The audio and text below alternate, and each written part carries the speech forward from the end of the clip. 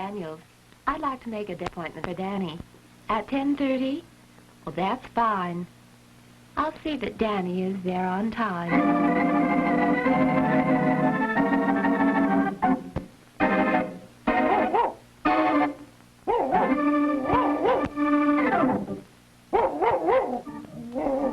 Quacking. My mother just called the dentist and... Boy, we better get out of here and go where no one can find us.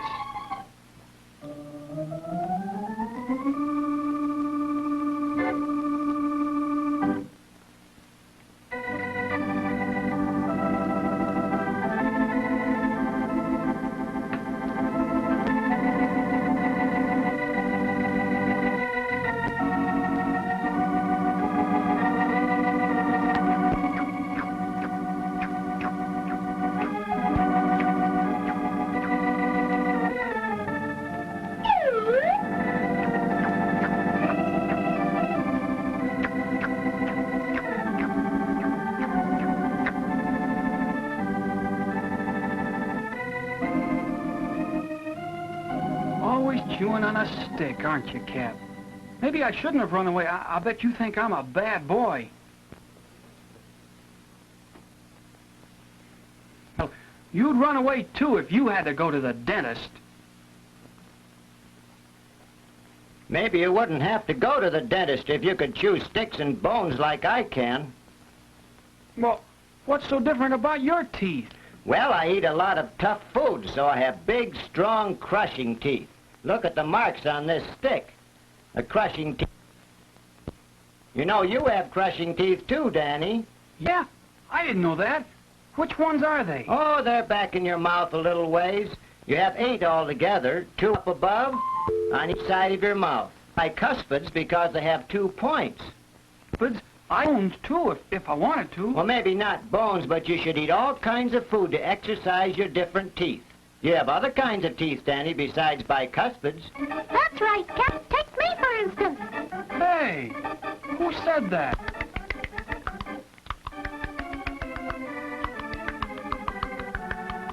Hi there, Cap and Danny. Oh, hello, Bushy. What about your teeth? Wait till you see the swell front teeth I've got. They're called incisors. Because I eat lots of roots and nuts, my incisors have to be sharp and thin-edged. See what I mean? You have incisor teeth too, Danny. They're not as big as mine, but they're right in the front of your mouth. Gosh, I guess I do have incisors. I've got 8 of them. 4 up above and 4 below. Yes, sir. Incisors are great teeth. And nobody has many bigger than I have. Yep, guess you're right, Gee. Thanks for...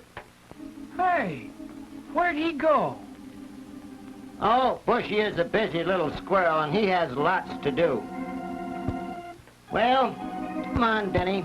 Let's look for some other kinds of teeth. Okay, Cap.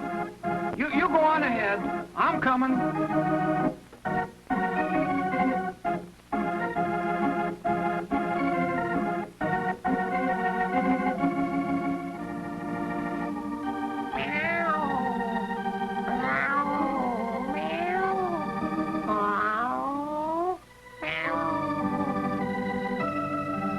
Hello there, Tom. This is my young master, Danny. Hi, Tom. How are you? Hello, Danny. Hi, Cap. Danny is looking for different types of teeth. What types do you have? Well, I've got all kinds, but my canine teeth, they're wonderful. They're for holding and tearing my food. And they're pointed. Something like these claws. You have too, Danny, but they're not as sharp and long as mine.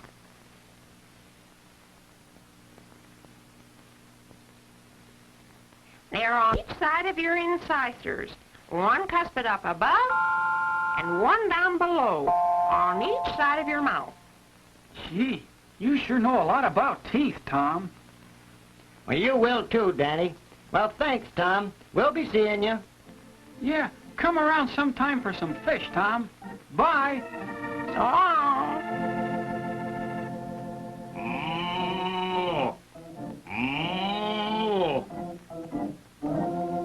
Hello there, Daisy. How's the alfalfa? Hello, Cap. Oh, the alfalfa's fine, just fine. This is Danny, my young master. Will you tell him something about your teeth? Why, sure, Cap. I'd be glad to. You see, Danny, I have very large and strong grinding teeth because I chew my hay and grass all day long. And, of course, I chew my cud, too. Grinding teeth work just like this. Get the idea?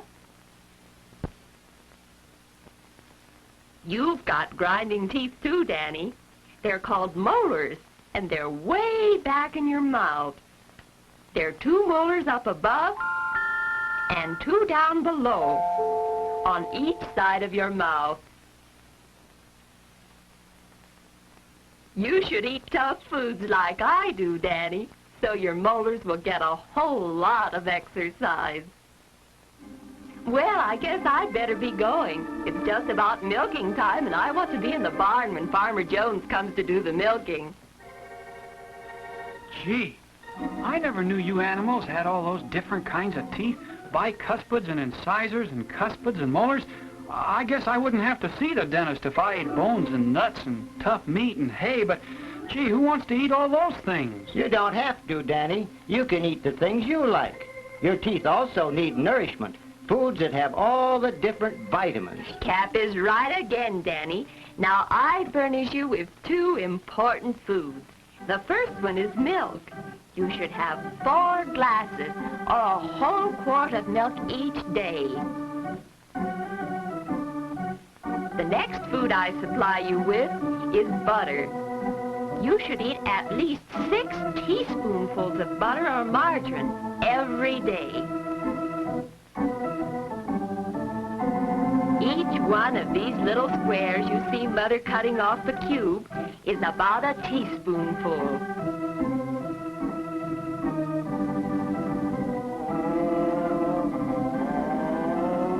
Don't forget me. I furnish another important food, Danny.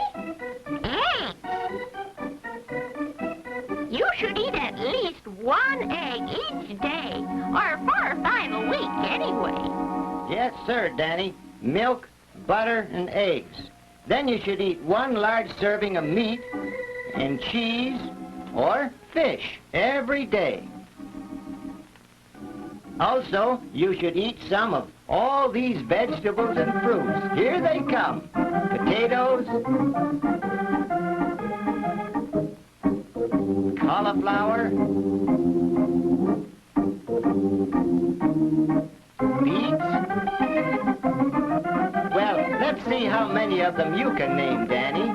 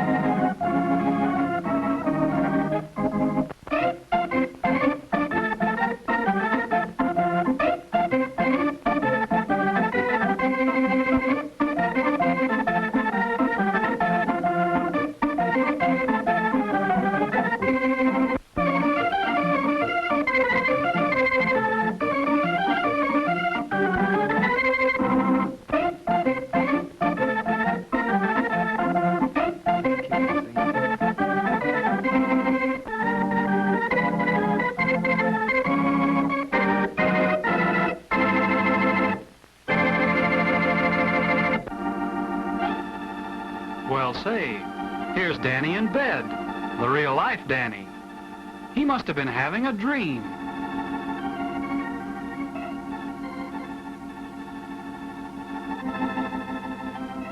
But I guess that appointment with the dentist was real because Danny is hurrying to get there on time at 10 o'clock.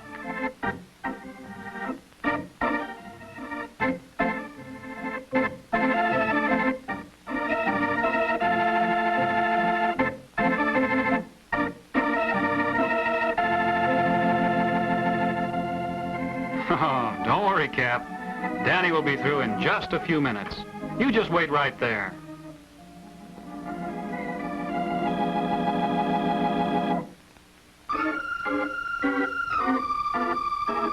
Well, here's the dentist's office, and Danny is right on time.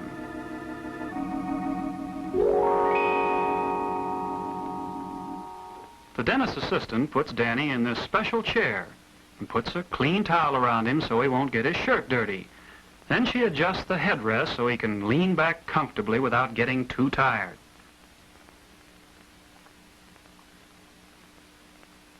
And here comes the dentist. He's just washed his hands so they'll be nice and clean. Hello there, Danny. How are you?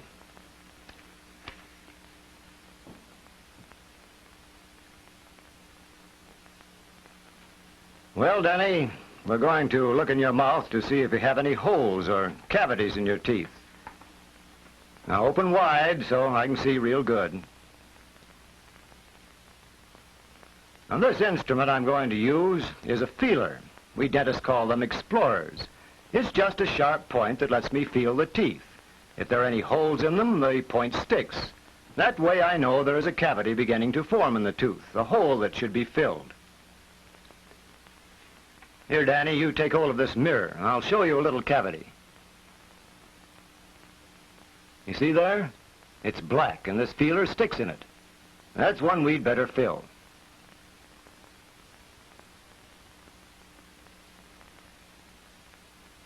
Well, now, in order to fill it, we have to grind out all the bad part of the tooth, all that black and decayed part.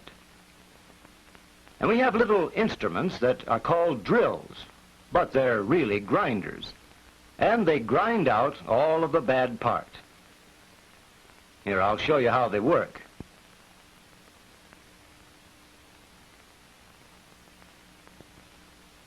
Now, I'm going to carve my initial on my fingernail. See? Now let's try it on your fingernail.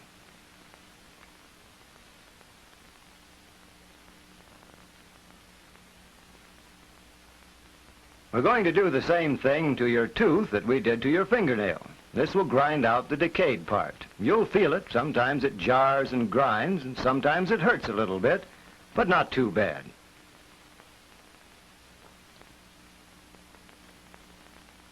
Now we'll squirt some water in your mouth to wash out all the bad part of the tooth we ground out.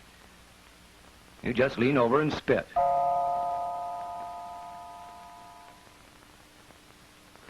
Say, you have a pretty good spitter, Danny. Now we'll dry out the hole in the tooth with little balls of cotton. We want to be sure it's nice and clean. Then we'll sterilize it with medicine that we put on these little pieces of cotton. Sometimes it tastes funny, but don't let that worry you.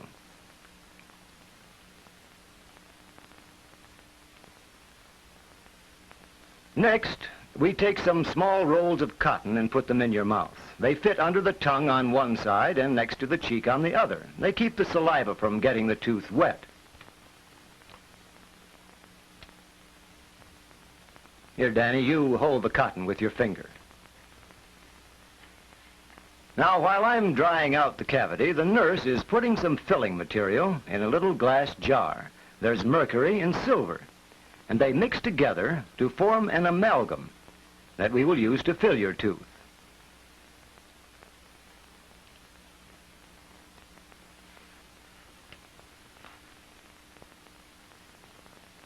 This filling material is put inside this instrument, and all I have to do is to poke the end, and some of the amalgam goes into the hole in your tooth.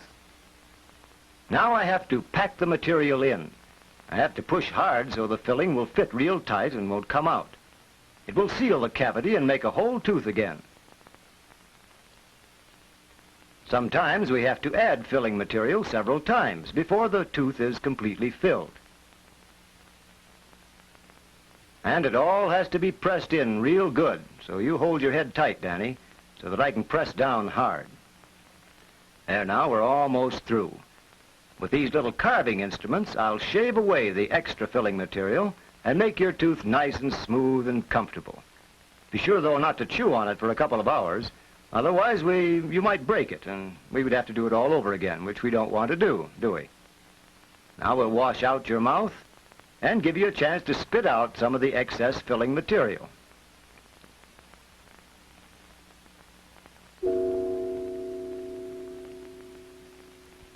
There now, you're all through. Come back in a few days and we'll polish the filling.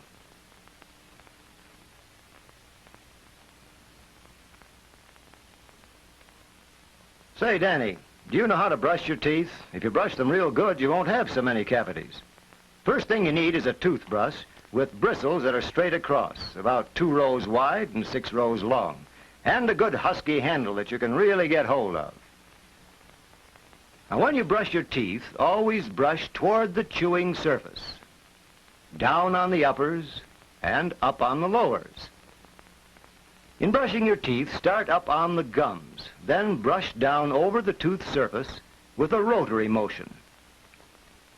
Do it several times in one place.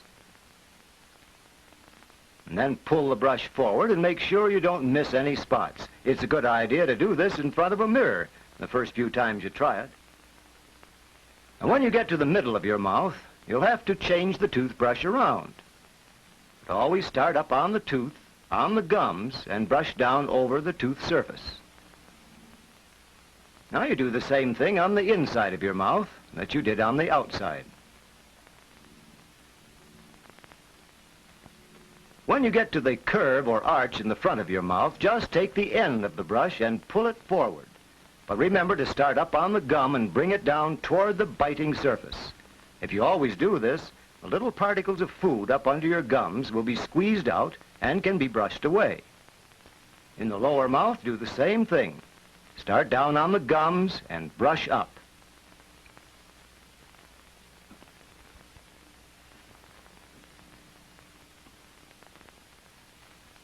The same thing is done on the inside of the mouth. Again, in the inside of the front of the mouth, just the ends of the brush are pulled over the teeth, always starting down on the gums. Now, when you get to the chewing surface, the bristles are just laid on the tops of the teeth and the brush is rotated or vibrated. Try to force the bristles into the tiny tooth crevices. Well, Danny, Miss Johnson will give you an appointment to come back and get that filling polished. So long, Danny. And look, Miss Johnson is giving Danny a brand new toothbrush. Now he can keep his teeth white and clean.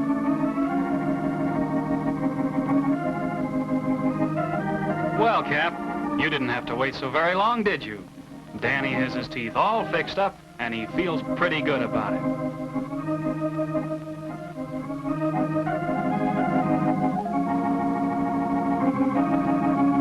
It really wasn't.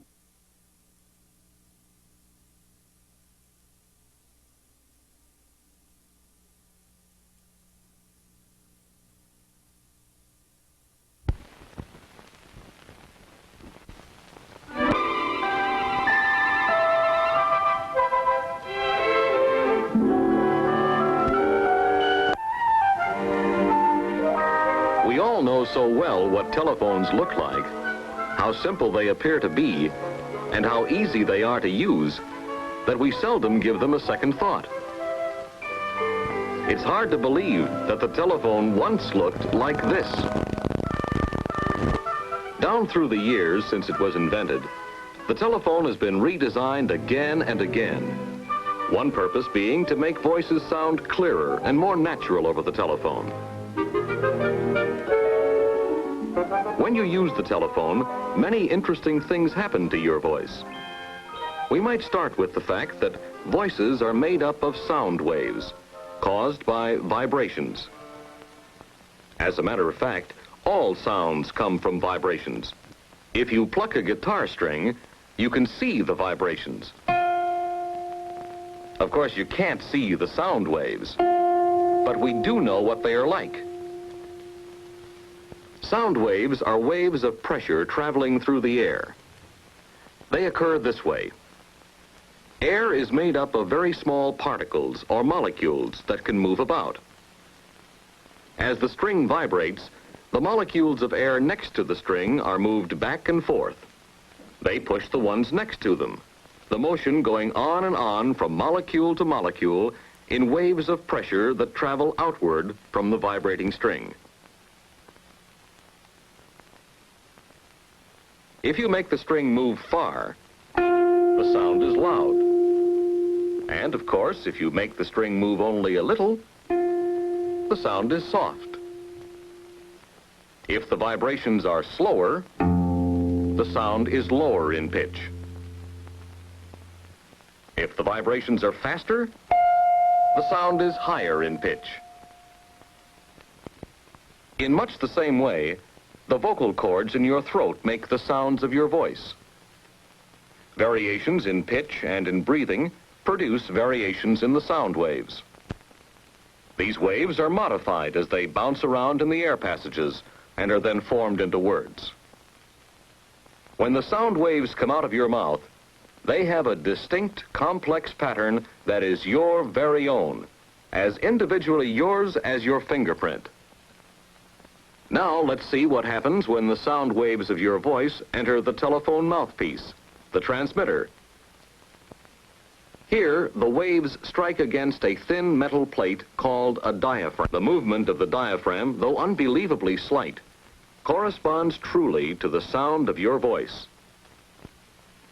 Behind the center of the diaphragm is a tiny package of carbon grains.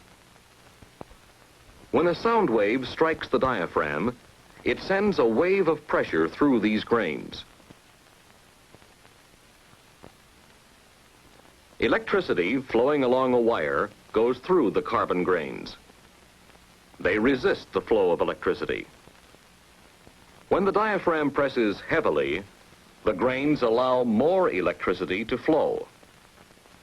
On the other hand, when the pressure is lighter, less electricity flows through. Thus, when your voice strikes the diaphragm, it changes the flow of electricity. The resulting electrical pattern corresponds to the pattern of your voice. This is the way your voice is transformed from sound to electricity. The electric current carries the pattern of your voice along the wire. It goes through central offices, where it is directed to any one of millions of telephone lines. The pattern of your voice may travel by cable, or for long distances, perhaps by microwave radio, strengthened at intervals by amplifiers along the way. The electricity carries your voice almost instantaneously to the telephone receiver at the other end of the line. Inside the receiver is another diaphragm. It is moved back and forth by the action of two magnets. One of these is a permanent magnet. It exerts a constant pull on the diaphragm. The other one is an electromagnet. Its pull depends on the amount of electricity flowing through its windings. The electric current that is carrying the pattern of your voice flows through the electromagnet, and the variations cause the diaphragm to vibrate. The movements of the diaphragm create sound waves in the air, new sound waves that have the same pattern as those you sent into your telephone. Your voice has been changed from sound to electricity and back to sound again, all quick as a wink. To do this job well, the telephone has to be quite complex. In the transmitter and receiver unit alone, there are 84 tiny parts. And in the base of the telephone, there are 408 parts.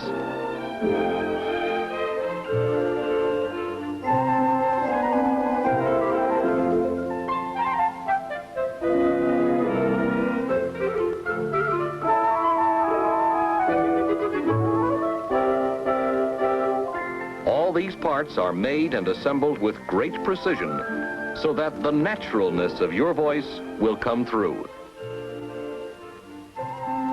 The modern telephone conveys your very mood. If your voice is pleasant and courteous, it will sound just as pleasant and courteous to the person who is listening. That's good to remember, for the fact that the telephone carries your personality as expressed in your voice has a lot to do with the pleasure and fun of using the telephone.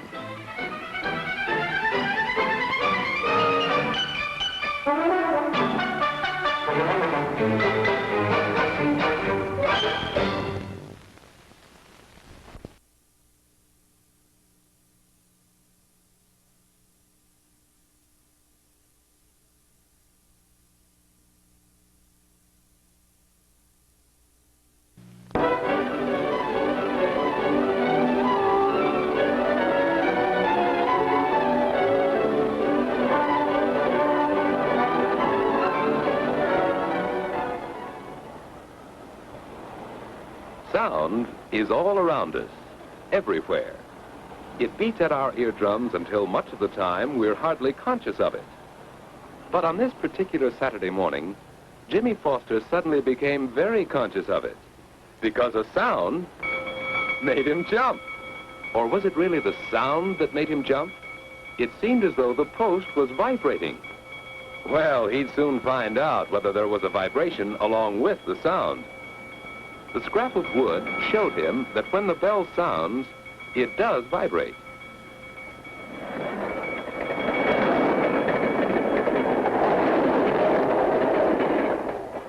Jimmy's ears were now wide open to the sounds around him. His eyes were open, too. Suddenly, he saw the steam from a whistle way over there, but didn't hear it until several seconds later. Jimmy became curious about sound and decided to look up his cousin, Phil Hansen. Phil is a radio ham, runs an amateur transmitter. He should know. If sound is vibration, Phil, how does it get from one place to another? Mostly through the air, Jimmy. You see, the vibration of my voice box makes the air vibrate between us. Then when the air vibrates your eardrum... Vibration of voice box. You can prove that air carries sound by... Have you seen a demonstration of a bell under a glass jar? With normal air inside the jar, you could hear the bell clearly. But when the vacuum pump drew the air out of the jar, there was nothing inside to carry the vibrations of the bell. Nothing until the air was let back into the jar. So you need air for sound to travel through? You need something, but it doesn't have to be air. Here, I'll show you. We'll use a microphone, which is a sort of mechanical ear. Now, it picks up sound vibrations and changes them into electrical impulses. These go through the amplifier to the speaker, which changes them back into sound vibrations. Now, the sound of my voice travels to the microphone through air, doesn't it? I guess so. Sure. Well, sound actually travels better and faster through solid things. Iron or aluminum or glass. Here, hold the microphone over here. Now, what do you hear? Nothing. And neither does the microphone, or we'd hear it from the speaker. Now, I'll hold my watch up against the aquarium. You hold the microphone against your end. Now I hear it. That's because sound travels better through the glass than it does through air.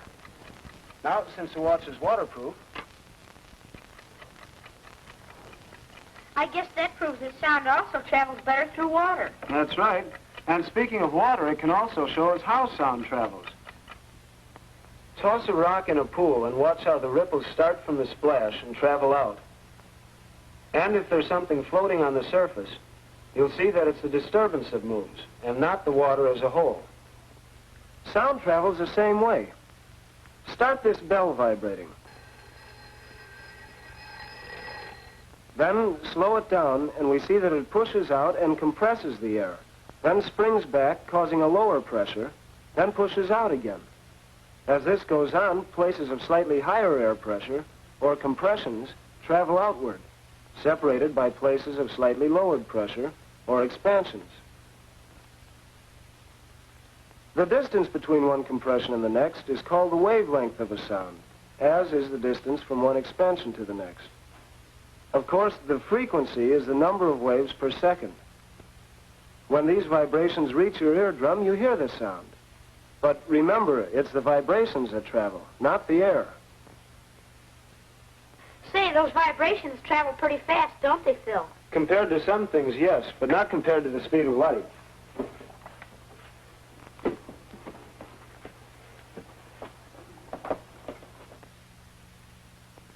Light travels at the rate of about 186,000 miles per second. Sound travels through the air at about 1,100 feet per second. That's why I saw the whistle before I heard it. And with your watch, you could measure the distance between you and the whistle. Because light travels so fast, you see the steam from the whistle almost instantly. But the sound traveling at 1,100 feet a second, now if it takes 5 seconds to reach you, you know that the sound is 5 times 1,100 feet, or more than a mile away. Say, I can have a lot of fun measuring distance by sound. And there's another trick you can do with a watch. You know what this is? Sure, it's a light reflector. It's also a sound reflector.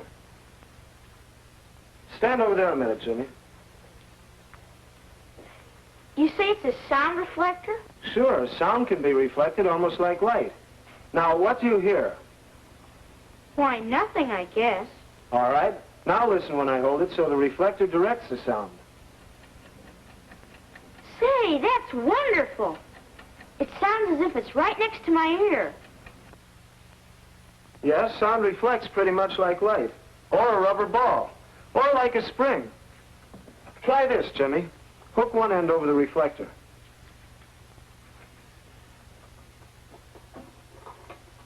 Now pull it out straight. That's it. Now, the spring is just like air in silence. No disturbances, no compressions. Strike one end of it, Jimmy. Why, the compressions travel right along and bounce off the end, back and forth. Right. And when sound bounces back that way, It's an echo. in motion picture studios and radio stations, reflected sounds can cause trouble. They often hang draperies to kill some of the reverberation. A combination of hard and soft walls usually gives the best sound quality. Sound quality? Now, what's that? Well, quality. It's one of the 3 characteristics of sound. We've already mentioned the other 2. Know what they are? Well, let's see. Quality is one, you said something about frequency. Is that one? That's almost it. But let's call it pitch, which depends mainly on frequency. What about how loud it is? Right. Loudness, pitch, and quality. I can show you all 3. Show me a sound? Sure. By turning on this oscilloscope, it draws a picture of a sound. Be careful, Jimmy. It belongs to my radio club. Now watch. This is a picture of my voice as I talk, Jimmy. Can I see my voice? Hey, there it is. Now, about these characteristics of sound, we'll start with loudness. Make a sound on this ocarina, Jimmy. Now, louder.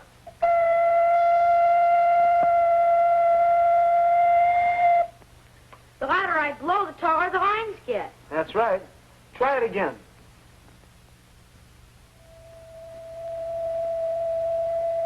The height or amplitudes of the jumps changes according to the loudness or intensity of the sound.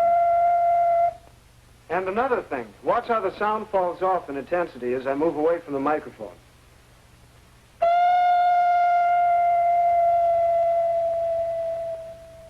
So you see, the loudness of any sound you hear varies with its intensity and its distance from you.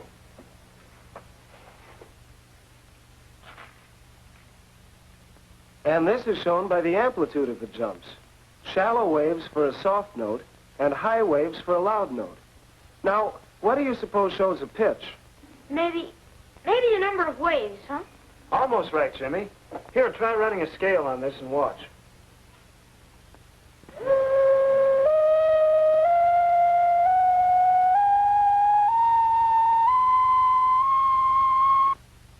The number of waves does change with the pitch.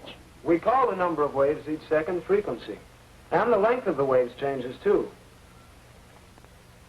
Short waves for a high note, long waves for a low note. Now, you can hear two sounds of the same loudness and pitch, and still they sound different. And that's where quality comes in? Right. Try singing the 5 vowels on the same note. A, E, I, O, U. Now, compare my note to yours. Me. Me. The waves seem to have different shapes. Yes, the quality of the sound determines the shape of the wave. We can have two sounds of the same loudness and pitch, and still they're very different. And that's that. That's that, but it's not all by any means. There's a whole lot more to know about sound if you really want to go into the subject. But remember those 3 characteristics. And remember that all sound is vibration. It won't travel through a vacuum, but it does travel through air at the speed of about 1,100 feet a second. It travels even better through solids and through water. It travels in waves of compressions and expansions. With those points in mind, Jimmy, you can go on to a thorough study of the nature of... That's for me.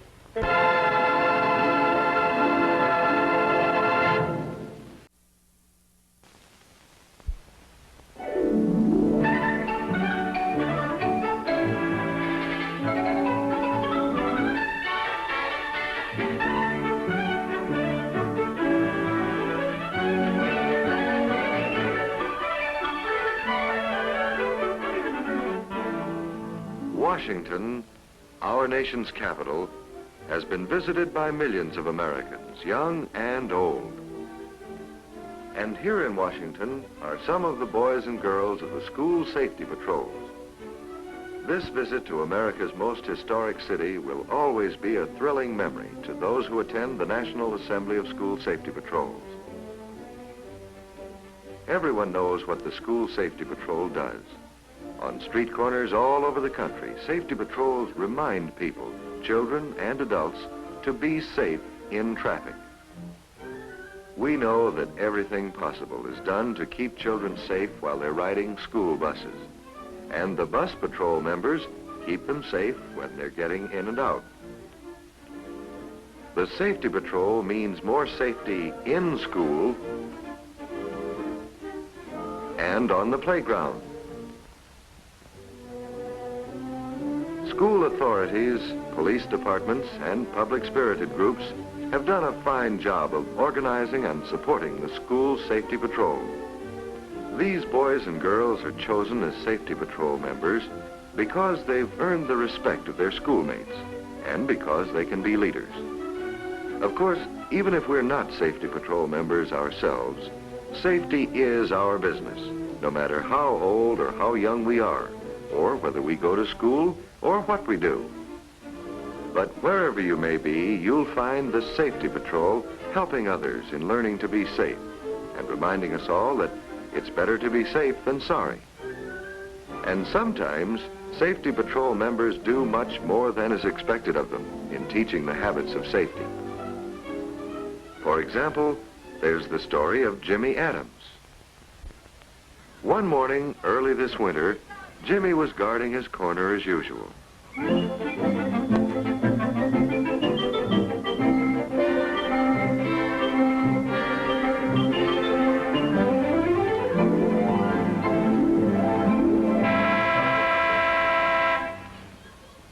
Look, Billy. Would you mind waiting for my go signal before you cross the street? I don't need anyone to tell me what to do. That's just what you do need.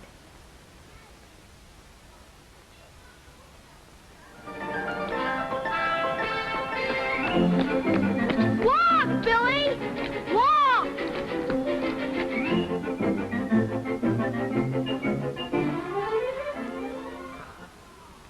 That Billy Jones. Always running. Never looking. Well, it's your corner. What do you want to do about him? I don't know. He doesn't pay any attention to anybody. That kid needs to be led by the hand. Say, that gives me an idea. Look, Cap. If I get an okay from the sponsor, can you put someone else on my post after school tonight? Okay. Paul, you take the corner. What are you going to do, Jimmy? I'm going to do just what Paul said. Lead him by the hand.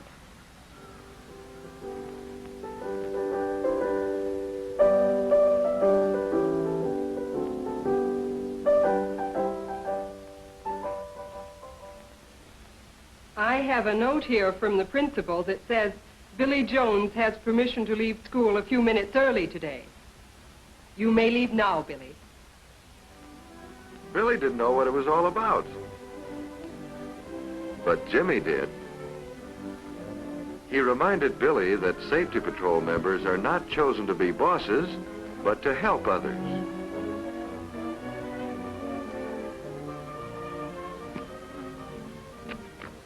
Now we're going to do what the patrol member says. Stand here. And as long as we're here, we might as well find out what he does. He stands 3 feet back from the street. When we can cross safely, he signals us to cross. Like this, see? And we walk.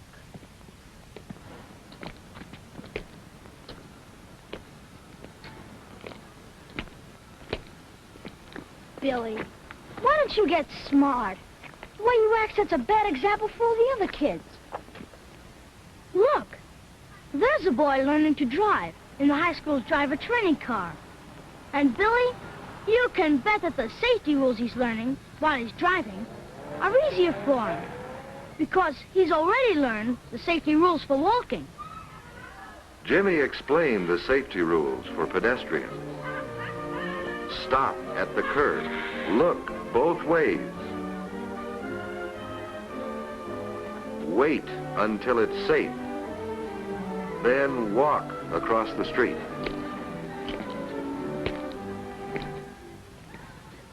If a car is parked so it blocks the view of traffic, children are to wait on the curb while the patrol member steps into the street. Not more than 3 steps either. If there's no patrol member at the corner, you've got to be extra careful about parked cars.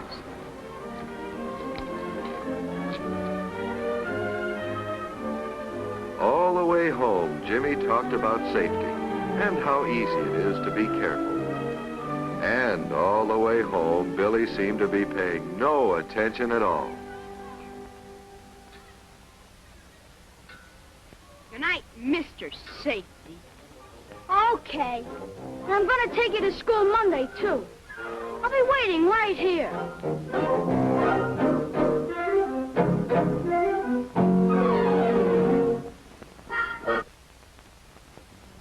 And the next day, Saturday, Billy was just as careless as ever about crossing streets. He just wanted to get those groceries home in a hurry so he could spend the rest of the weekend having fun. Hey, Dave, give me that ball. Come on, come on.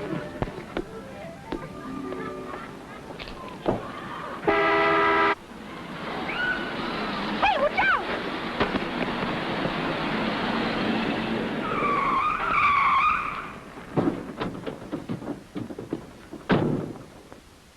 You kids are lucky to be alive. And if it hadn't been for you, son, they might not be alive. Thanks, fella. That was quick thinking. You're a regular Mr. Safety, aren't you? Mr. Safety. Billy had been kidding when he called Jimmy Mr. Safety, but the truck driver wasn't kidding. Suddenly, Billy knew it was no joke about safety being one of the most important rules in life. Hi, Jim. Hi, Bill. I just came to tell you you don't need to take me to school Monday morning. I'll be there, don't worry. But you don't have to. I don't? Look, Jim, honest, I've learned my lesson about safety. All right, then I won't take you to school. But how about us just walking together? You know, friends. And maybe we could talk about me joining the safety patrol? Okay. Friends. Maybe we can talk about the safety patrol.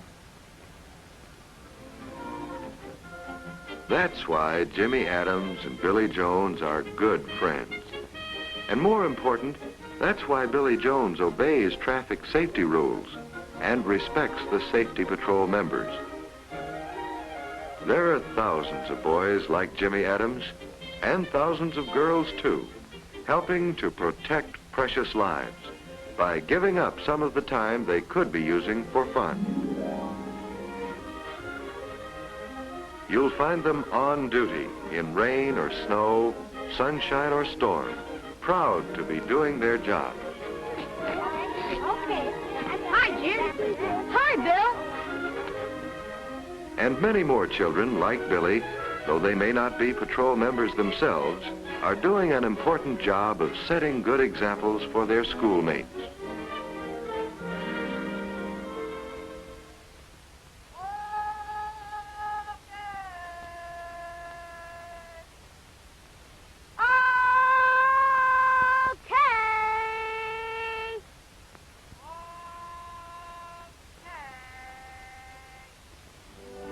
Yes, that OK signal means that the patrol members are off duty.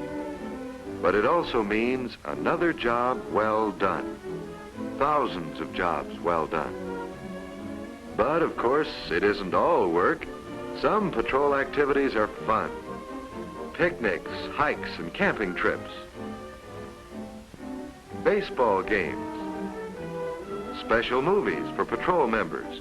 And other events planned for them because their work is appreciated. In America, there are more than 500,000 safety patrol members.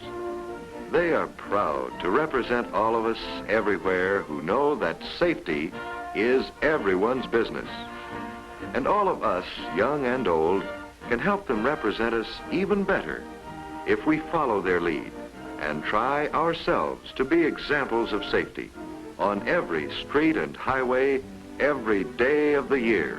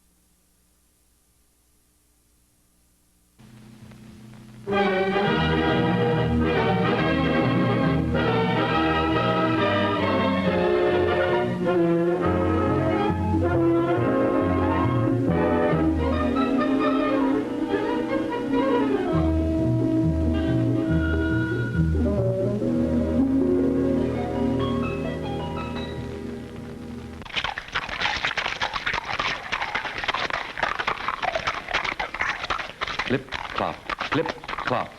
If you had ridden to school 50 years ago, that sound would have been mighty familiar to your ears. You would have heard it as you jogged along quiet country lanes on your way to and from school. You would have made your trip to school over roads almost free of traffic. What traffic there was moved so slowly you could depend on the other drivers to watch out for you.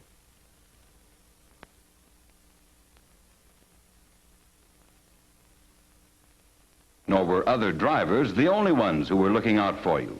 There was the pony himself. He knew the way, and you could be sure he'd take you to school and home again safely. Things are certainly different today. The schoolhouse has changed. It's a lot bigger and more pleasant place than it was 50 years ago. Inside, you study new subjects in addition to the reading, writing, and arithmetic of long ago. Subjects that will make your life richer today and in the future. But the way you get to school is one of the things that has changed most of all. Many of you ride on a comfortable, modern school bus. And as for your trip being safe, well, a lot of people certainly work to make it so. The men who built your school bus have put in strong steel bodies, non-skid floors, grab rails, emergency doors, and many other features, all with one idea in mind: to keep you safe.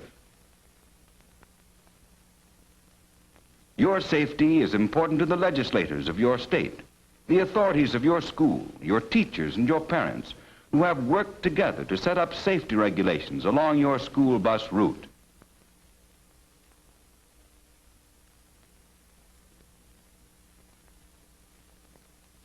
Your bus is inspected regularly, not only by your driver, but also by official inspectors, to make sure your ride will be safe. And finally, there's your driver, who must accept personal responsibility for handling the bus in any situation. All these people take your safety very seriously indeed. But wait a minute. The most important person to your safety is you. No one can be more responsible for your well-being than you are. All the careful plans for keeping you safe can be undone by your carelessness. From the time you leave your home, you have safety duties to yourself and to all the other pupils who ride your school bus. Let's see how many of these safety duties you know. First, you must be on time at the bus stop. Your driver has planned to take enough time to be safe. It's up to you to help him carry out that plan. Being prompt will give you plenty of time to approach the bus stop carefully. If you must cross traffic here, wait until your driver or school bus patrol signals that it's safe for you to cross.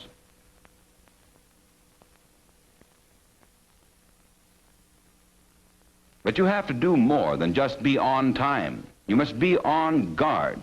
This Johnny on the spot may really be on the spot unless he learns to stay well back off the roadway while he's waiting for the bus.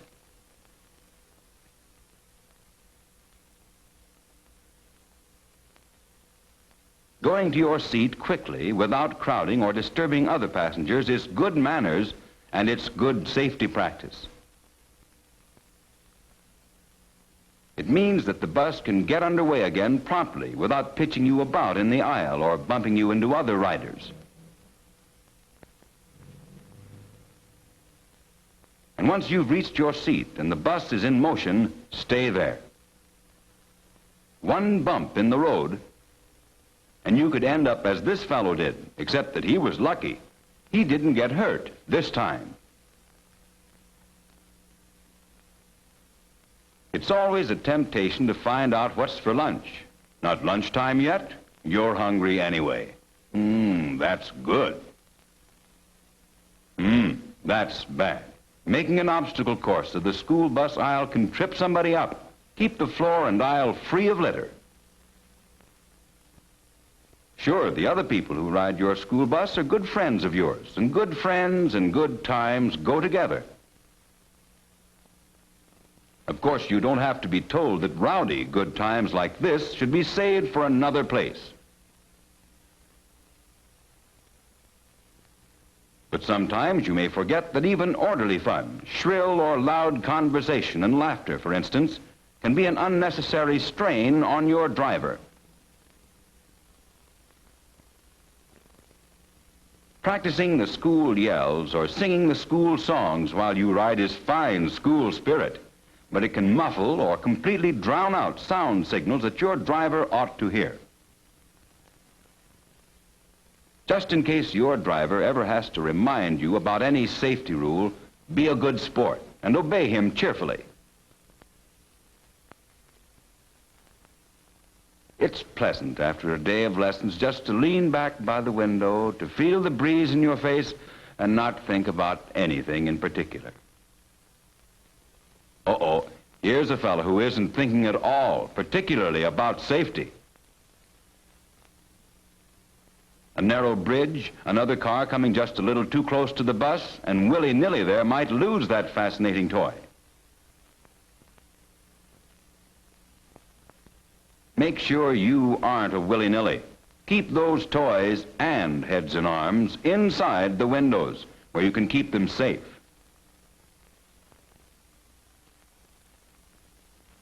When the trip is over, remain seated until the bus stops. Wait for the signal from your driver or your patrol captain if you have one, then unload in an orderly fashion. You have the same safety duties when riding the city bus as when you're on a regular school bus.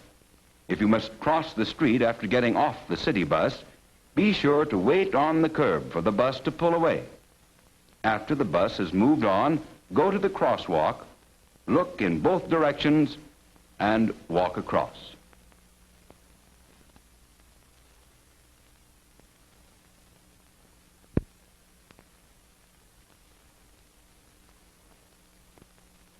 When it's time to load up for the trip home, it's only the wise guys, not the safety wise, who push and shove.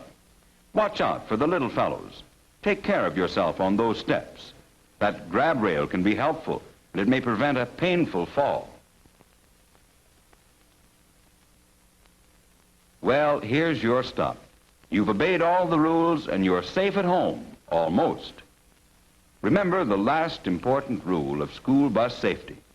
Cross only in front of the school bus, and then only when you know the way is clear. Yes, your trip to school can be as safe today as it might have been 50 years ago. It will be if you too work, think, and act for safety. Your conduct will influence the conduct of those who ride with you, but most of all, you'll have the confidence that comes from doing your share to ensure safety on the school bus.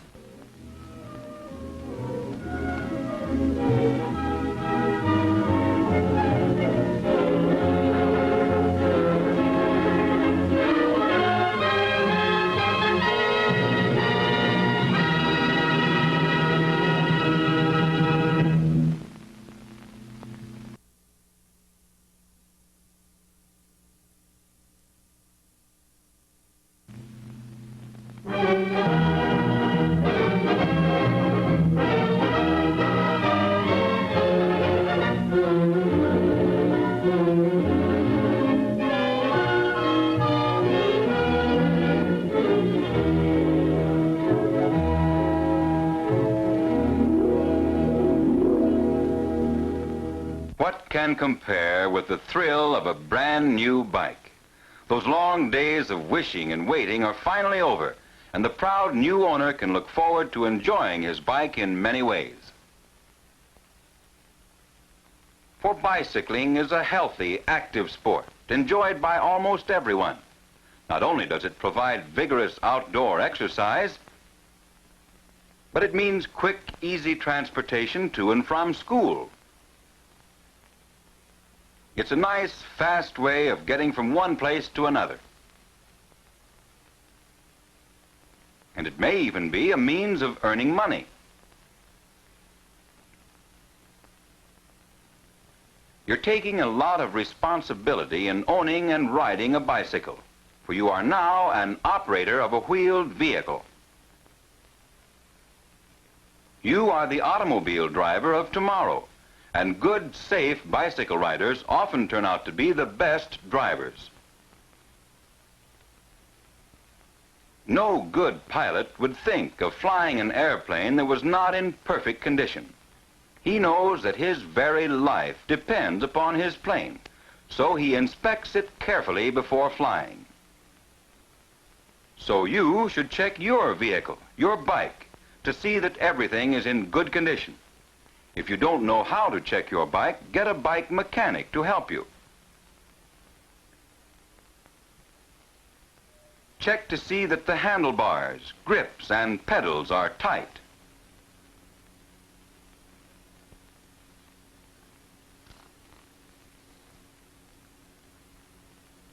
Adjust the seat so that your knee is slightly bent when the pedal is all the way down. Be sure that the chain and sprocket are well guarded. No check is complete unless spokes are tight. Every bicycle should have a bell or horn for use as a warning signal. If your bicycle is to be ridden at night, it should have a headlight which is visible for at least 500 feet.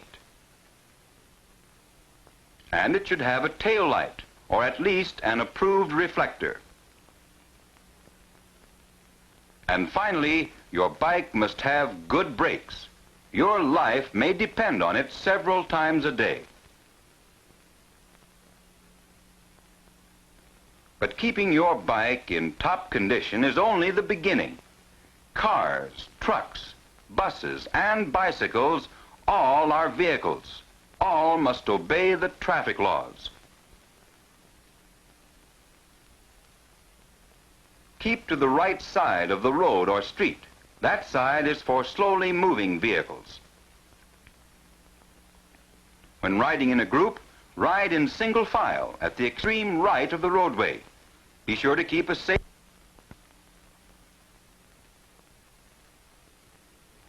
Before riding out of alleys or driveways, stop to be sure the way is clear.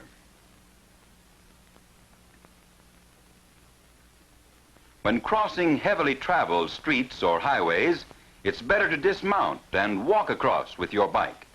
This precaution gives you a much better chance of avoiding the passing cars.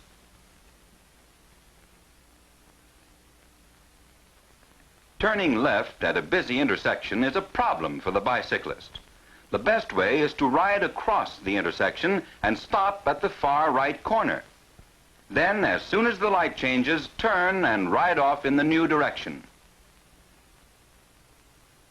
Every bicyclist should know the proper hand signals and should use them when turning or stopping. Be sure you know what the correct signals are in your community and use them at all times.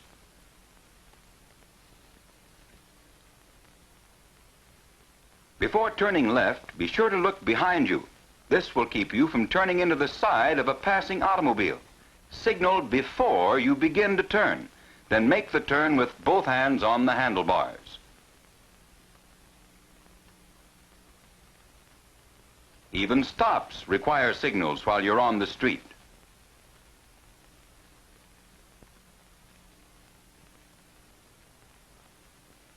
Carry parcels or books in a basket or luggage carrier. You need both hands free for proper operation of your bike. Never carry anything which obstructs your view of the road.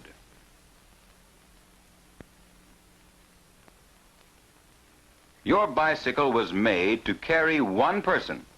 To carry more is not only bad for the bike, it's downright dangerous. Never, never hitch a ride. The slightest bump in the pavement could easily throw this boy into the path of an automobile. This is illegal in most communities, and for good reasons.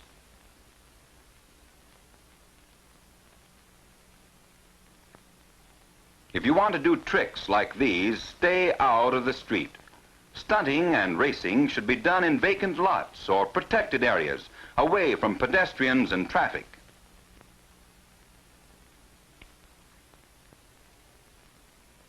Too much speed makes your bike harder to control and is especially dangerous when riding down a steep hill.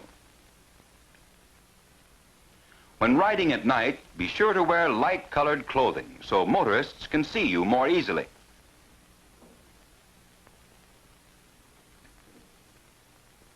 Park your bike in a safe, proper place, standing upright. This is better for your bicycle, and it keeps people from stumbling over it in the dark.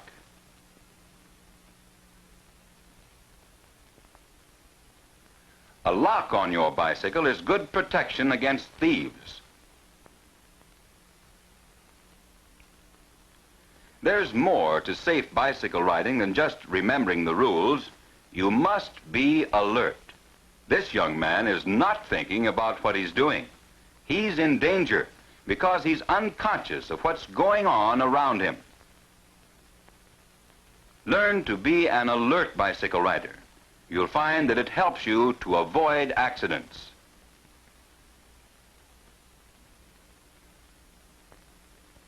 The bicyclist who weaves all over the road in front of motorists is asking for trouble. He confuses the motorist and he acts as though he might be somewhat confused himself.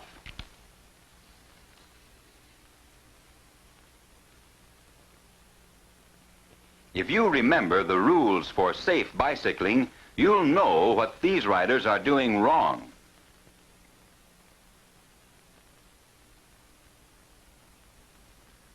What's wrong with the way this cyclist signals for a left turn?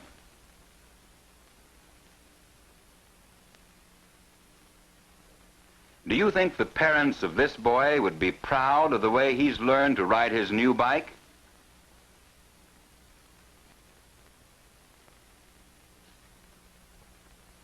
Will this girl's mother be happy when she sees her coming home with the groceries, if she gets there?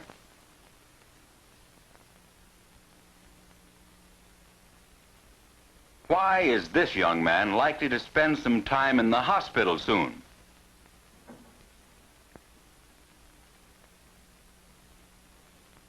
This is Johnny's dad coming home with the groceries. Johnny's been trying to get his allowance raised.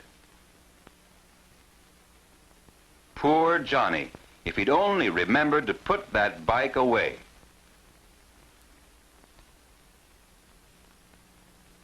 As a bicycle owner and rider, you have a responsibility to care for your bike properly and operate it safely.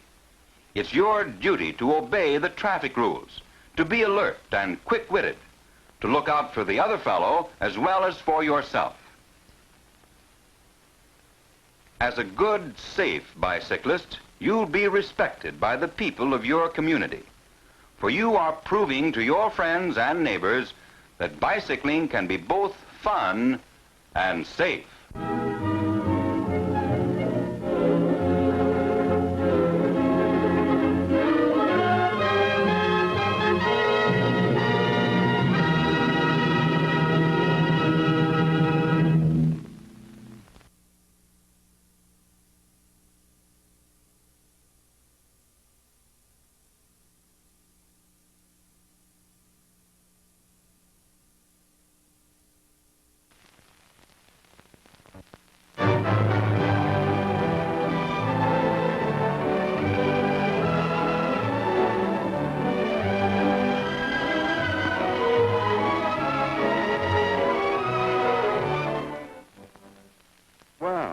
Hello. Here's Mary starting off to school. She waves goodbye to Mother. But she doesn't go all the way by herself, because Mary has a friend. His name is Peter, and he lives on the same block. Mary and Peter often play games together. They take turns playing with Peter's marbles. Peter has lots of marbles. And every day they share the adventure of walking to school. Did you know that walking to school could be an adventure? Well, it is.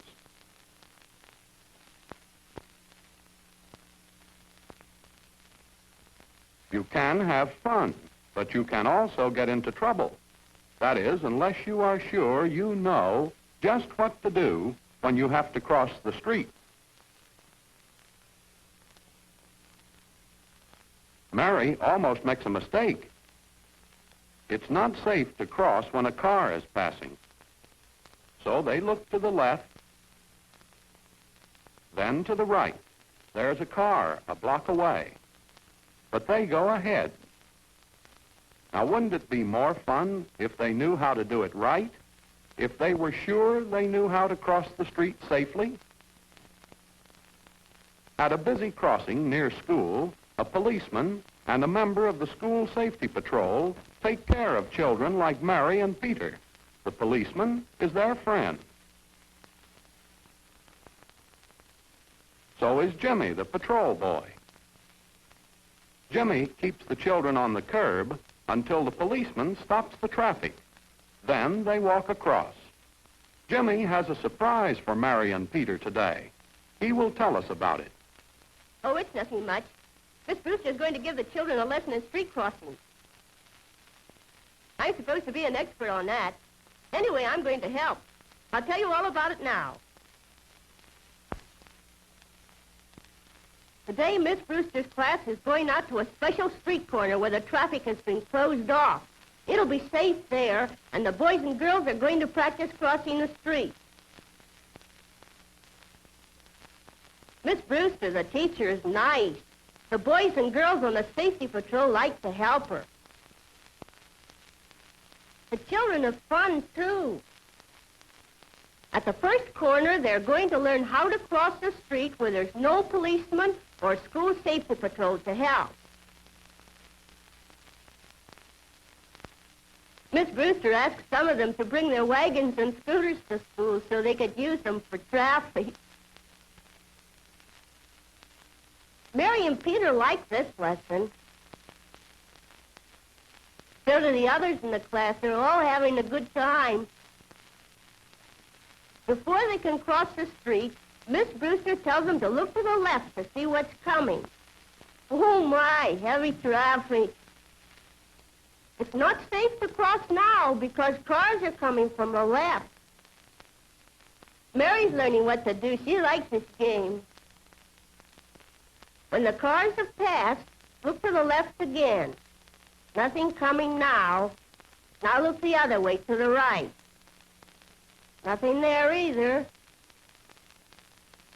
Look to the left once more to make sure. And if there's nothing coming either way, you know it's safe to cross the street without a policeman or a member of the safety patrol.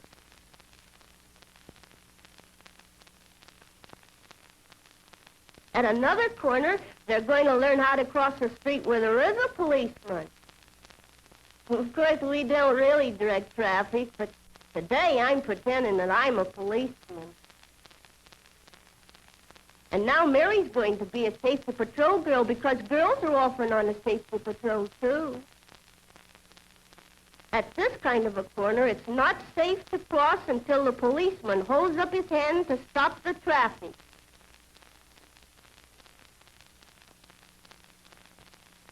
Then the policeman signals to the safety patrol girl who lets the rest of the children cross the street.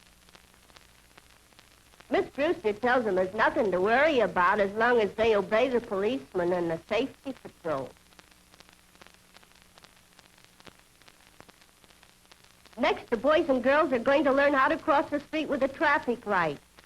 Only we use a stop-and-go sign instead. The stop sign is red, like a red traffic light. It stops the traffic. Pretend I'm not here now because all I'm supposed to do is turn the sign from red stop to green go. When the bike gets the go signal, red stop faces the children. They must not cross when they see red stop. Peter's a patrol boy now. He holds the children back when the sign says red stop. When the signal turns to green go, the children cross the street. But they must make sure that no cars are turning the corner and walk fast before the signal changes. You can cross on green go because red stop stops the traffic. That's only the beginning of your lesson in street safety. You're right, Jimmy. Learning the rules is only the beginning. Next, you have to practice and make sure you always do things the right way. On the way home from school, there won't be any more make-believe cars, but there will be real traffic. That will be a good test. Let's see if Mary and Peter remember what they learned in Miss Brewster's class today.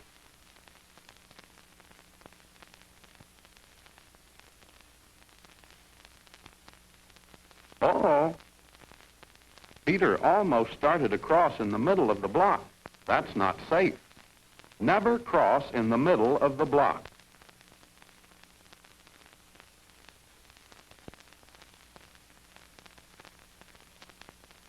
Mary remembers that they must walk to the corner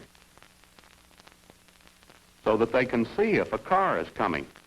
At the corner, there may be a traffic light or a policeman to help.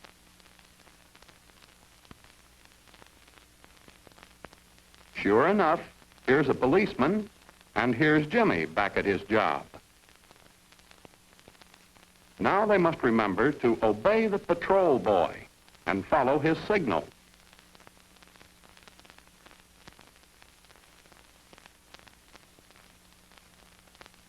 And they must be very sure to obey the policeman.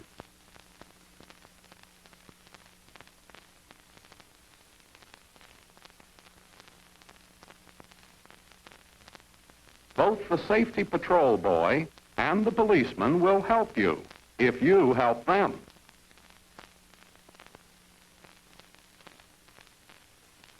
When Mary and Peter get farther away from school, they come to a different kind of corner. Here they see a traffic light. The red light is on. Red means stop. The car stops, and they must stop too. When the light changes and the green light comes on, they know that green means go.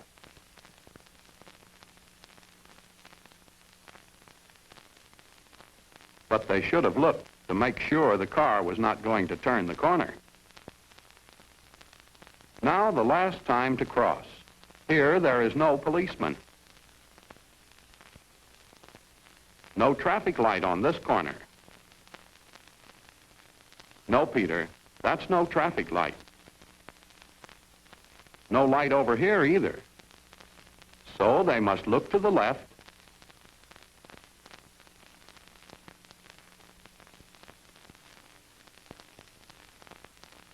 Then they must look to the right.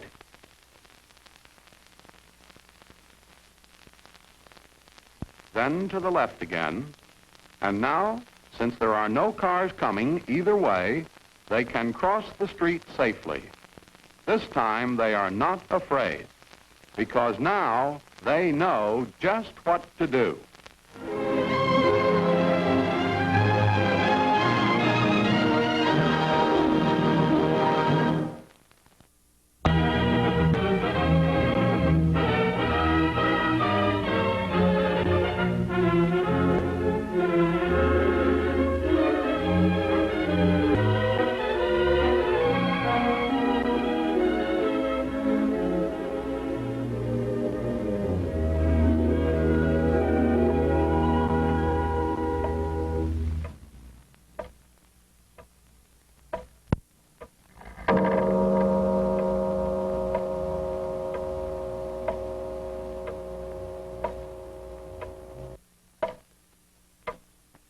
Well, why don't they call? They've had plenty of time to decide.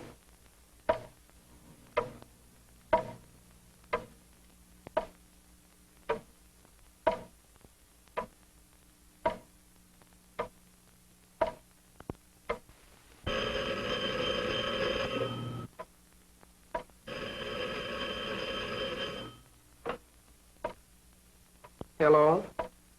Yes, this is John. Yes, I know why you're calling. They did. Oh, they did. No. I guess that's it then. Thanks anyway.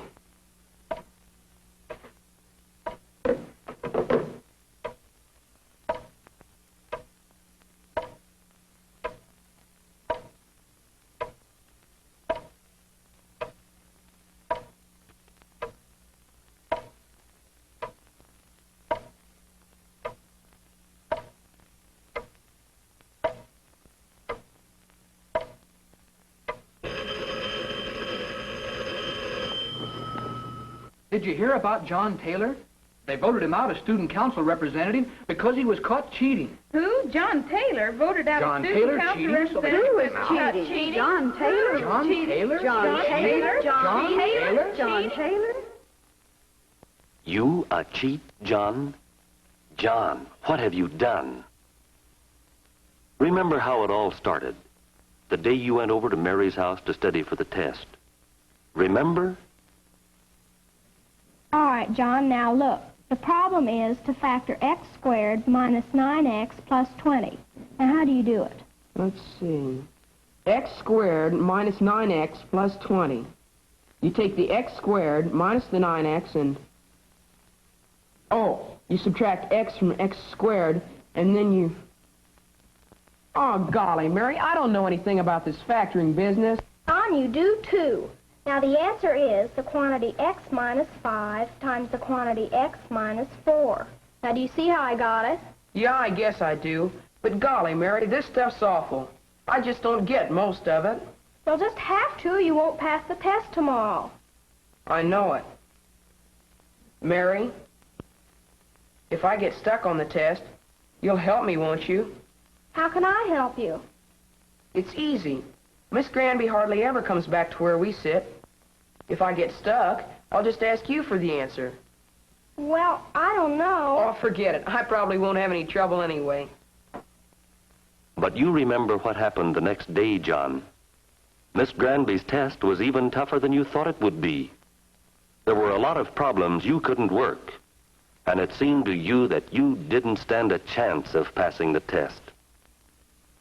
And right there in front of you sat your pal Mary, with her head chock full of all the answers you needed. You thought about it. There you were, desperate, and there was your salvation within arm's reach. So you decided to take a chance. You asked Mary for help, and of course, Mary, being Mary, gave you the help. It was all so simple. You began to wonder why you'd spent so much time worrying about the test. Yes, sir, you felt pretty pleased with yourself. You'd put one over on Miss Granby. A few days later, Miss Granby returned the graded papers.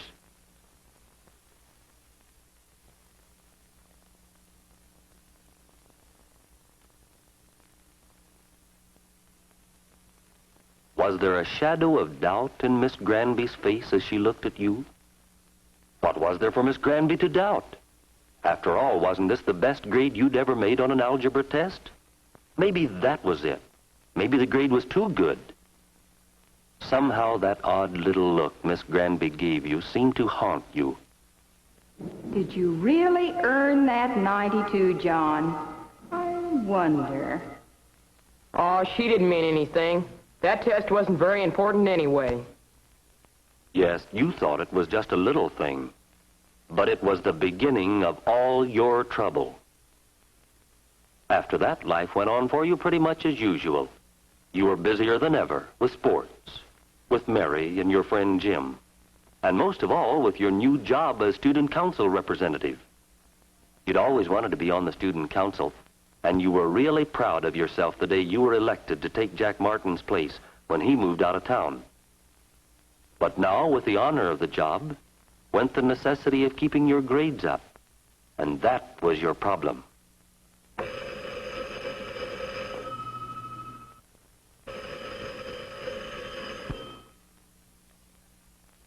Hello? This is Jim. Let's go down to Sam's and get a hamburger. I can't, Jim. I've got homework to do. Oh, don't worry about it. You've got plenty of time. Okay, let's go get a hamburger. I'll see you in a minute.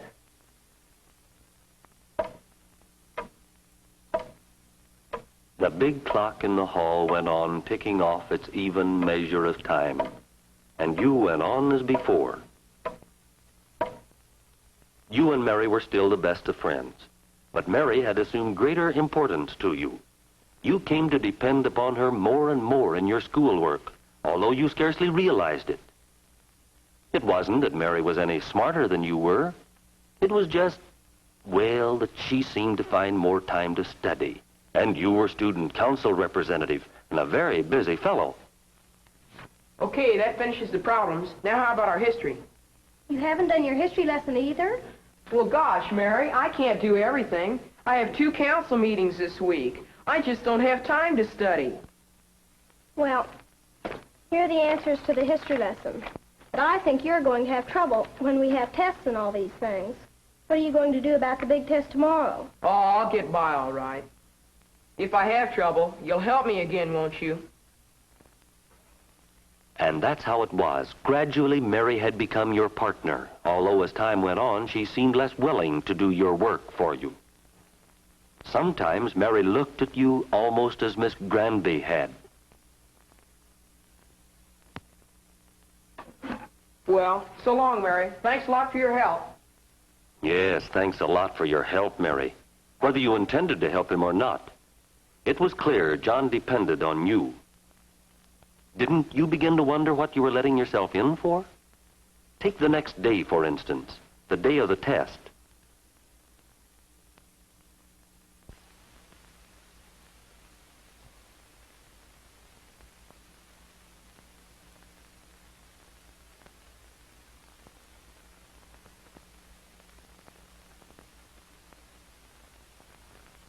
What's the answer to number 9?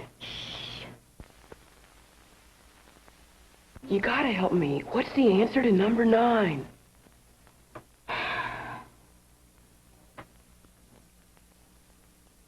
John, bring it up here, please.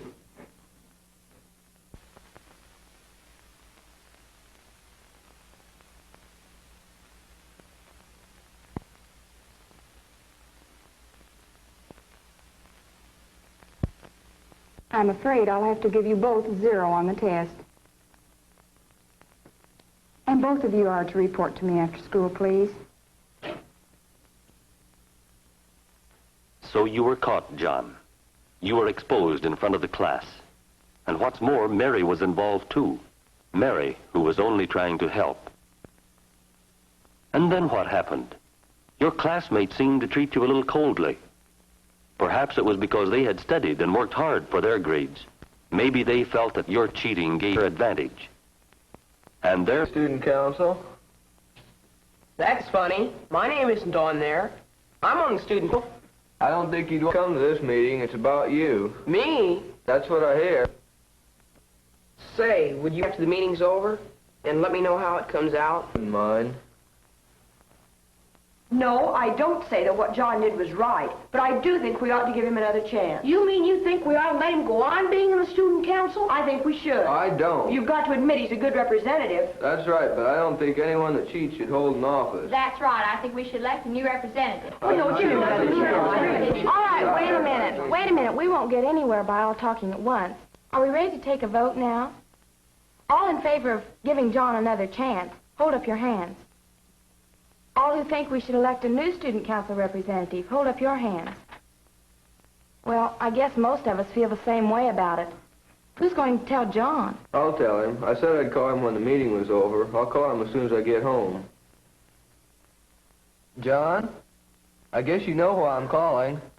We had that meeting about you a little while ago. They decided to elect a new student council representative.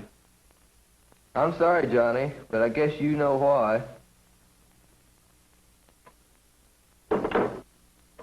Yes, John knew why it was. He'd been caught in a trap of his own making, and had involved his friends, too. He now found himself looked down on by friends and classmates. But did John really intend to be dishonest? Should Mary share the blame? Was it fair for John to use Mary as he did? And what about his classmates? Did John's cheating hurt them in any way? Would they have given him another chance? What do you think?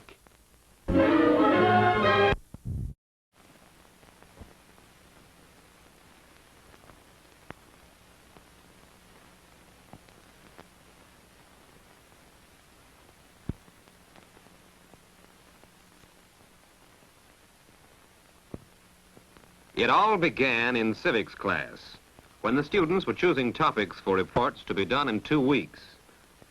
Jim Candler waited until the teacher came to the subject, should labor unions be required to incorporate? He chose this topic because it sounded like one would be interesting to engage. Naturally, such a report, studying than anyone, makes it as easy as possible for himself by studying in the right way, the most practical way. The various students in this study hall have many different ways of studying and ways of not studying, wasting time and effort. All of them could accomplish more with less effort by learning to make the best use of their time. Ken certainly isn't getting much out of his time. And Frank, well, we'll see about him later. Jim is naturally thinking about that civics report. He doesn't want to put it off till the last minute. But still, he has 2 weeks, and meanwhile, there's other studying to be done. So he figures out how much he has to get done and how much time he has to do it in.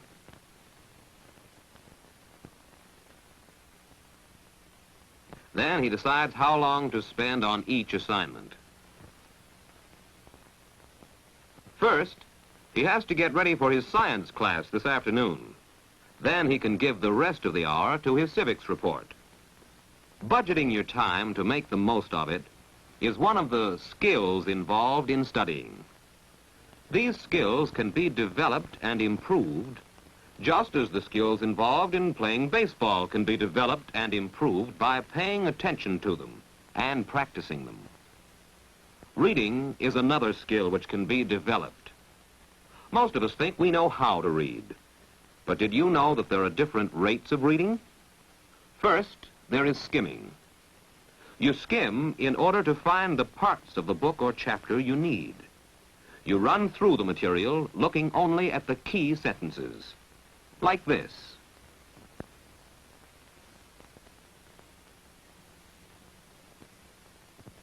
The second rate of reading is rapid reading. You use this rate when you want to take in the large ideas in the material, what it is generally about. Third, there is careful reading.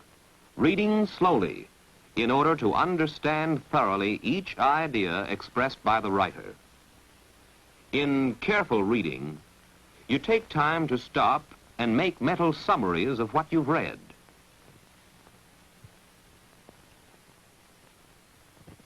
Finally, there is rereading.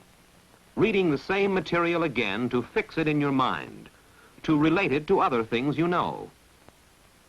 The rate of reading you should use depends upon the purpose of your reading and the nature of the material you are studying. Practice will improve your skill in adjusting the speed of your reading to your purpose in studying. Now, the 15 minutes Jim allotted to science are up. He's ready for science class, and he can start work on his civics report. This calls for skill in organizing his work so that he can make the most effective use of his time and effort. First, he thinks out all he knows about labor unions and incorporation and writes it down. But some things he's not sure of. So he decides to make another list, a list of the things he does not know. These are the questions to which he must locate the answers through study.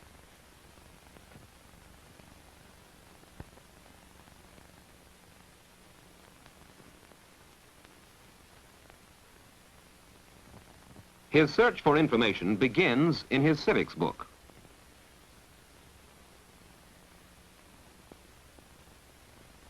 First, he goes through the table of contents to find the chapter on labor problems. Then he skims this chapter, looking for material about labor unions and incorporation.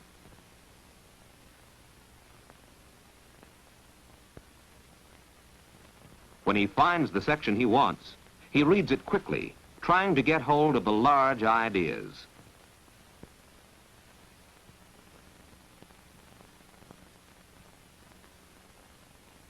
Then he finds the paragraphs relating directly to his topic, and he reads these slowly and carefully.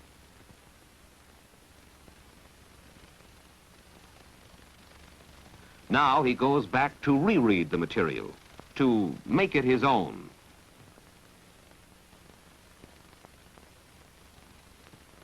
Jim has made good use of his time and good progress in starting to study for his report. But Frank is still buried in the same book. He meant to do some studying in the other two, but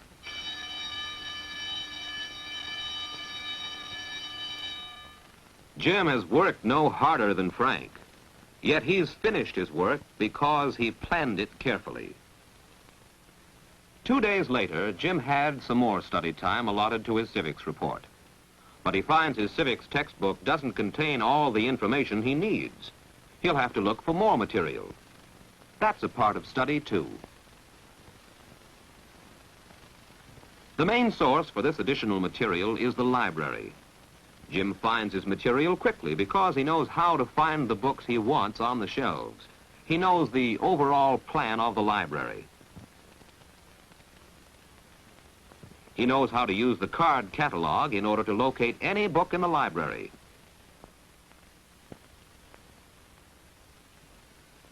He knows how to use the reader's guide to find material in magazines and other periodicals, and the standard reference books for general material.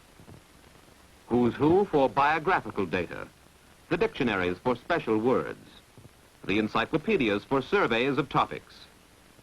But sometimes you want more material than you can find in a library. Jim did.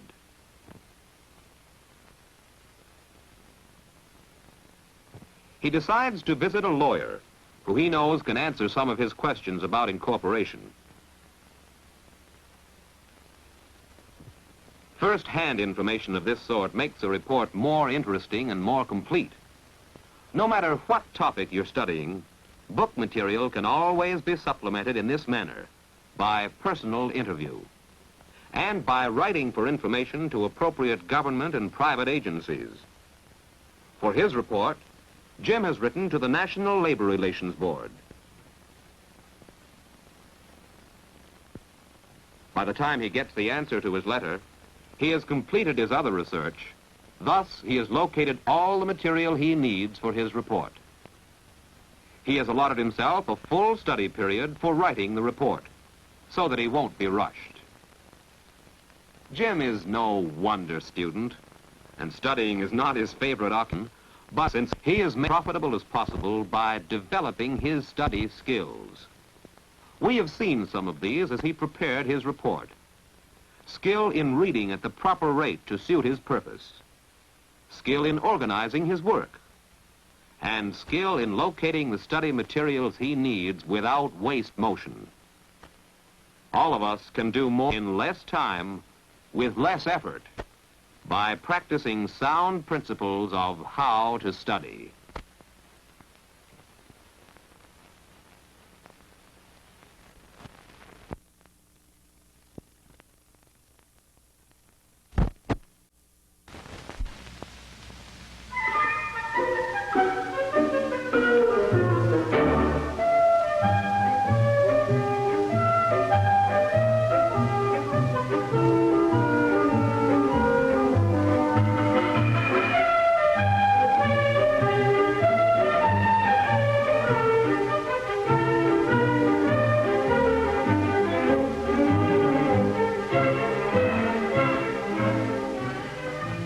What does the pilot of a helicopter, the motorcycle rider, and the bicycle rider have in common?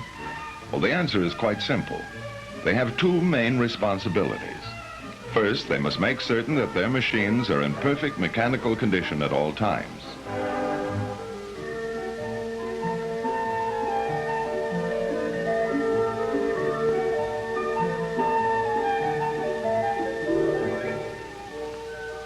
The bicycle is about 150 years old today. Its ancestor, the hobby horse, was propelled by kicking the ground with both feet. Let's see what are some of the things that you can do to keep your bicycle in good repair. Adjust the saddle correctly and tighten.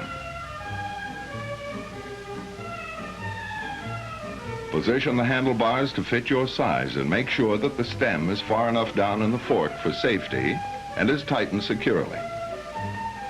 Replace worn handlebar grips and cement them on firmly. Loose grips may cause you to take a nosedive. Be sure that your horn or bell works properly and that it can be heard for at least 100 feet. If you do any riding at night, your bicycle must have a white headlight visible at least 500 feet ahead in the dark. And a red reflector in the rear, which should always be kept clean. Red reflector tape is also an added safety measure. Mechanical failure can cause serious accidents. A weak link in the chain may cause a bad spill. One of the most important things to check is your brake, whether it is a hand brake or a coaster brake. Always make sure it is properly adjusted. Good pedals are important for control over your bicycle. Lubricate and tighten pedal bearings and spindle, and replace worn treads which may cause your foot to slip off the pedal in an emergency. Your chain is your power transmission. Keep it clean by washing it with kerosene. Oil the links frequently, and keep it at the right tension, not too tight, just enough to keep it from jumping off the sprockets. A slipping chain can easily cause injury to the rider. Be sure all the spokes of the wheels are tight, and replace broken ones at once. Missing or loose spokes can cause damage to the rim and be dangerous. Check to see that your wheels are properly lined up between the forks, so that the tires and rims do not rub. Always keep your tires inflated with the correct air pressure and see that they are not worn beyond safety. Remember, a well-kept bicycle is a safe bicycle. The second thing common to the motorcycle rider and the bicycle rider is that they should know the safety rules and traffic laws that must be followed before riding on the streets.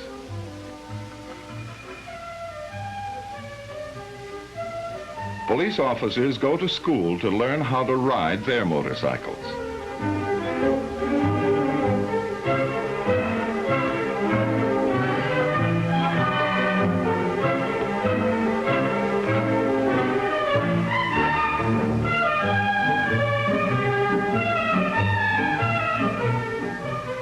Just like the police officers learn to be expert motorcycle riders in a special training area, so should you learn to ride your bicycle in a safe spot away from traffic, after you have learned the bicycle rules. When you begin to ride your bicycle, ride slowly until you become used to it, and your muscles are limbered up. To be a good rider, it is important that you know the correct riding position.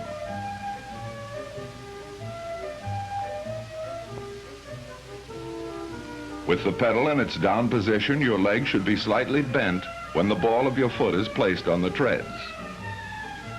That is the right way to pedal, and it makes riding your bike easier and safer. Be sure to pedal evenly. Rhythm is what counts. You should lean slightly forward when you grip the handlebars. Keep your shoulders steady and don't wobble, and keep your knees in parallel to the frame.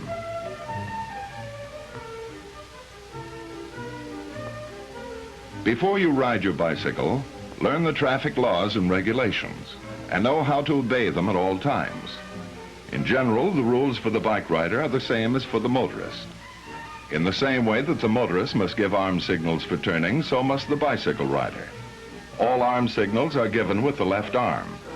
For a right turn, the arm is bent, pointing straight up. A left turn must be made with extreme caution, always watching for traffic. Give your arm signal well in advance. For a left turn, the arm is held straight out from the shoulder. Remember always to drive with both hands on the handlebars except when you are giving your arm signal. If it is necessary for you to ride in heavy traffic and you wish to make a left turn at a busy intersection, stop, get off your bike, and wait for a new green light.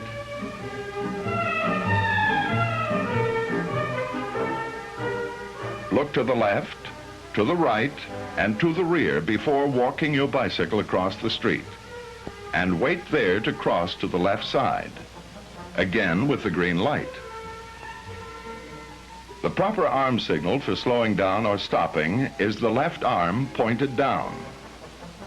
Always stop when you see this sign.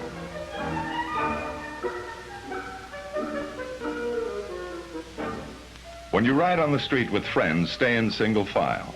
Keep to the right and avoid riding on the sidewalk. Stay a safe following distance behind all vehicles. The expert bike rider doesn't speed, show off, or hitch rides. Ride alone on your bike. Carrying other riders can be dangerous. Give pedestrians the right of way. That is both safe and courteous. And yield to automobiles crossing your path.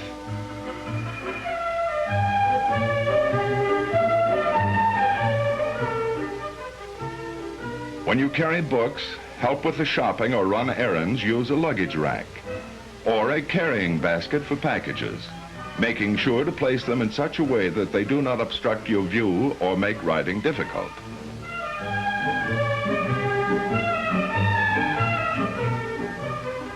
When you come out of an alley or private driveway onto the street, always slow down and stop completely before going on. If there are cars parked on the street on which you are riding, always watch for car doors being suddenly opened or automobiles pulling out into traffic. Sometimes the road presents special hazards, and you must ride extra carefully. When the street is wet, for example, it may be slippery, and unless you are cautious, you may go into a skid. Cross streetcar tracks with caution and at an angle so as not to catch your wheels in the ruts. This is where the police department keeps the bicycles that are lost. But there's an easy way for you to keep your bicycle from ending up here should it ever be lost or stolen. In most cities, you can license and register your bicycle, just like the licensing of an automobile. Any police officer will tell you how. A license is cheap insurance, and it helps the police to find and return lost and stolen bicycles. If you can't license your bicycle in your city, take down the frame serial number of your bike and keep it in a safe place.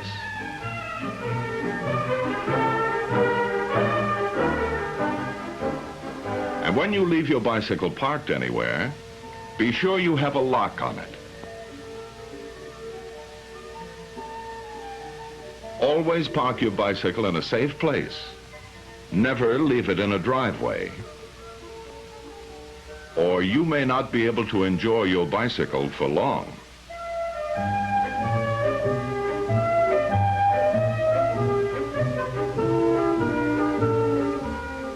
The good bike rider is easy to recognize. He makes sure his bicycle is always in perfect mechanical condition. He learns how to ride and knows all the bicycle rules and traffic laws before riding on the streets. He rides on the right side of the street and doesn't speed, stunt, or take foolish chances. He shows extra care in traffic, especially at busy intersections. He is considerate of pedestrians, and he always locks his bicycle. Keep in mind what you have learned here with the motorcycle officer about bicycling. Try to reflect credit upon yourself, your parents, your school, and your community. Remember, the bicycle rider of today is the automobile driver of tomorrow.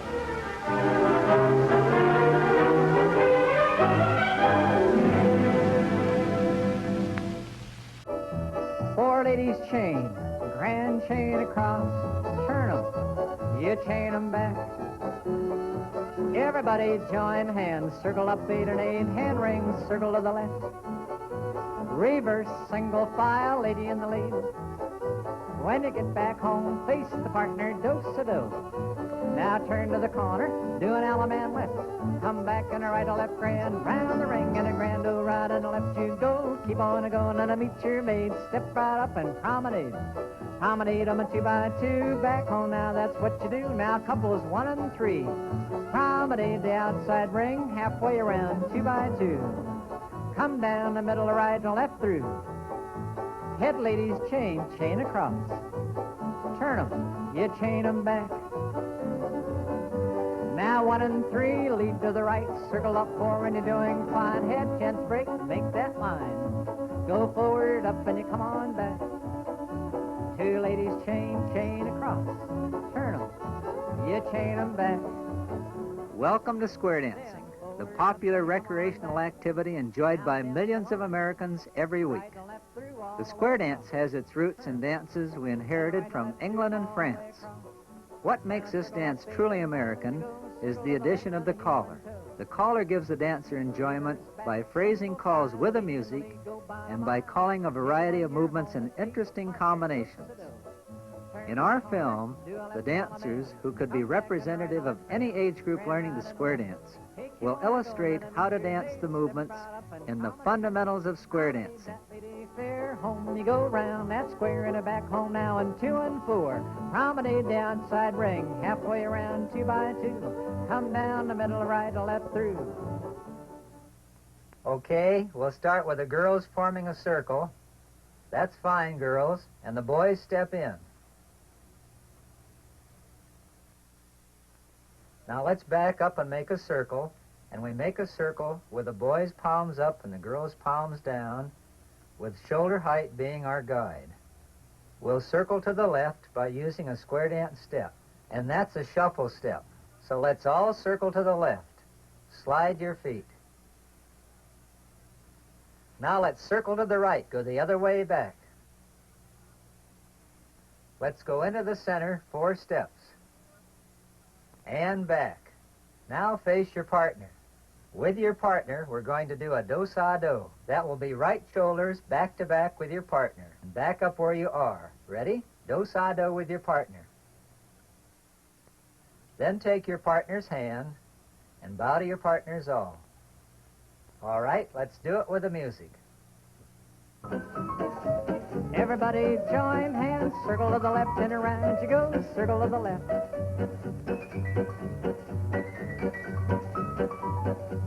Everybody gonna circle to the right, circle to the right, go the other way back. Go into the middle and you come on back. Now face the partner, do-sa-do.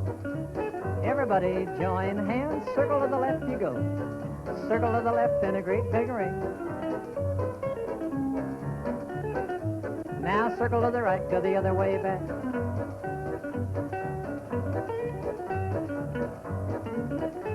Go into the middle and you come on back. Face your partner, do-sa-do. Then bow to the partner's all. This is how we take a swing position. All face your partner. Boys, take a little step to your left. Boys, take a little step forward. Boys, put your left hand up. Girls, put your right hand in his hand. Boys, put your right hand on the girl's waist. Girls, put your left hand on the boy's arm. We swing by walking around each other 2 full turns. And we use that square dance shuffle step to do it. After you swing, you put the girl on your right and face the center. All face the center. All right, let's do it again. Face your partner. Boys, a little step to your left, a little step forward. Swing position. Ready? Swing. All face the center. Let's all face to the right. Boys, move up alongside your partner to the inside of the circle. We take a promenade position with the boys reaching up in front of the girls with palms up and the girls taking his hands palms down. And we promenade by using that square dance shuffle that we've been using. Promenade.